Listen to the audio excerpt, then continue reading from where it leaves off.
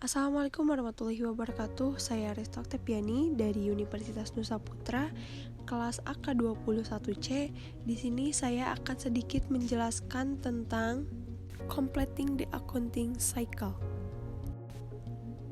Di sini ada neraca lajur.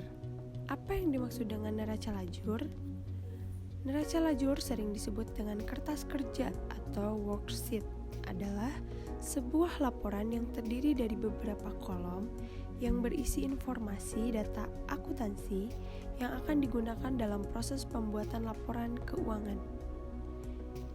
Yang perlu dipersiapkan sebelum menyusun neraca lajur ini adalah catatan neraca saldo dan jurnal penyesuaian sehingga dapat diperoleh laporan laba rugi dan neraca.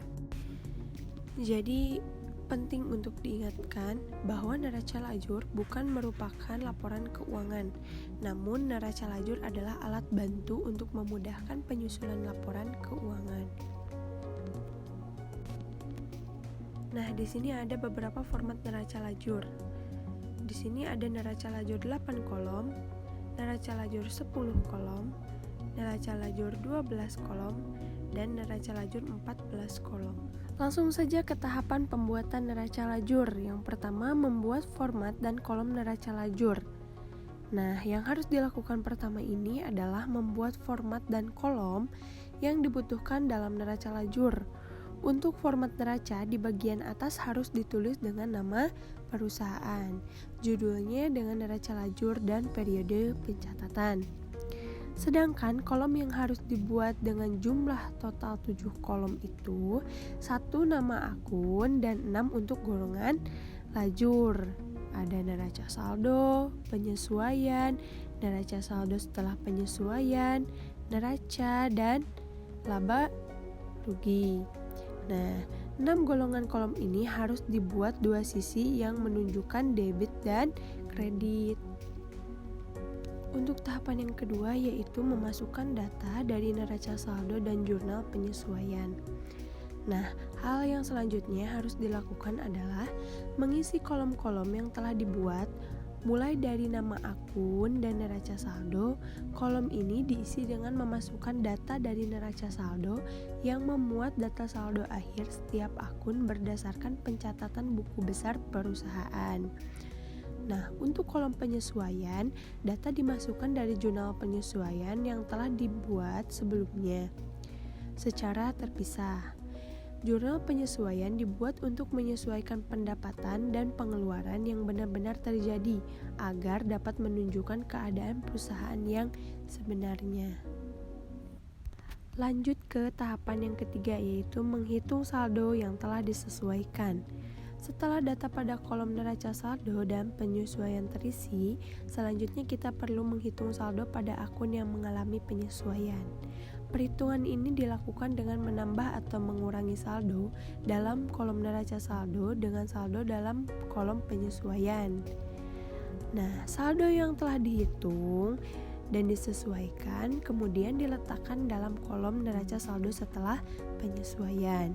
Isi saldo dalam kolom ini juga yang akan dipindahkan untuk mengisi kolom neraca tanpa melakukan perubahan apapun.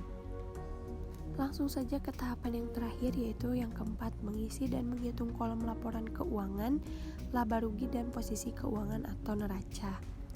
Untuk mengisi kolom laba rugi dan posisi keuangan ini, data yang dimasukkannya berasal dari kolom sebelumnya, yaitu neraca saldo setelah disesuaikan. Namun tidak semua data dapat dipindahkan, hanya dari akun pendapatan dan beban-beban ke dalam laba rugi.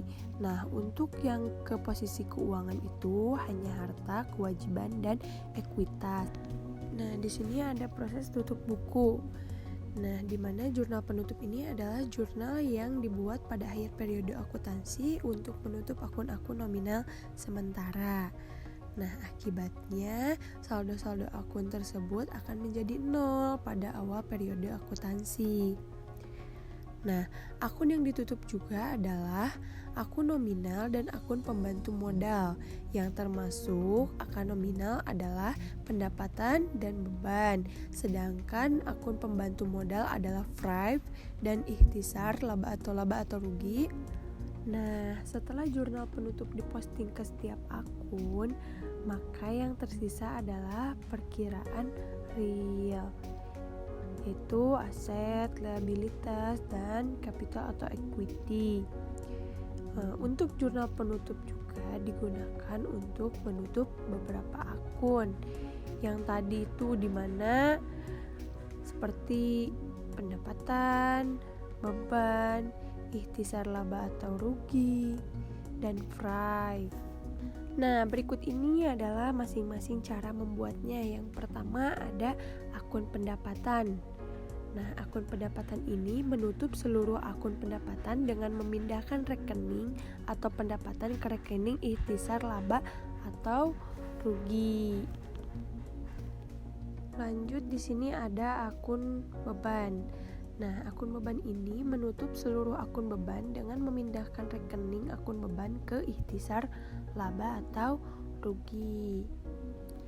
Terus di sini juga ada ikhtisar laba atau rugi. Nah, ikhtisar laba atau rugi ini menutup seluruh akun ikhtisar laba atau rugi dengan cara memindahkan saldo ikhtisar laba atau rugi ke akun modal. Nah, di sini ada dua kondisi yang bisa terjadi. Laba pendapatan lebih besar dari beban atau rugi pendapatan lebih kecil dari beban. Nah, untuk akun FRIV, akun FRIV ini menutup penarikan modal oleh pemilik biasanya hanya terjadi pada perusahaan yang berskala kecil. Kita lanjut sekarang dengan menyusun neraca saldo setelah penutupan. Nah, setelah penyusunan jurnal penutup, tahapan yang selanjutnya itu adalah penyusunan neraca saldo setelah penutupan atau post closing trial balance. Lalu apa tujuannya? Nah, tujuannya ini dibuat neraca saldo setelah penutupan ini adalah untuk memastikan bahwa jumlah saldo buku besar seimbang atau bisa dibilang dengan balance ya, sebelum melanjutkan ke pencatatan data akuntansi yang selanjutnya. Neraca saldo setelah penutupan dibuat setelah jurnal penutup diposting ke dalam buku besar. Akun-akun yang dimuat dalam neraca saldo setelah penutupan itu adalah akun real saja, sedangkan akun-akun yang sifatnya sementara atau akun nominal sudah ditutup atau bersifat nol. Bentuk neraca saldo setelah penutupan: yang pertama, nama perusahaan; yang kedua, judul; yang ketiga, tanggal periode pembuatan.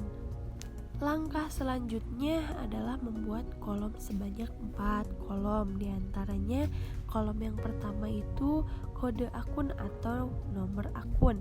Kolom kedua nama akun atau keterangan akun. Kolom ketiga itu kolom debit dan kolom keempat itu kolom kredit. Nah, di sini ada salah satu contoh neraca lajur.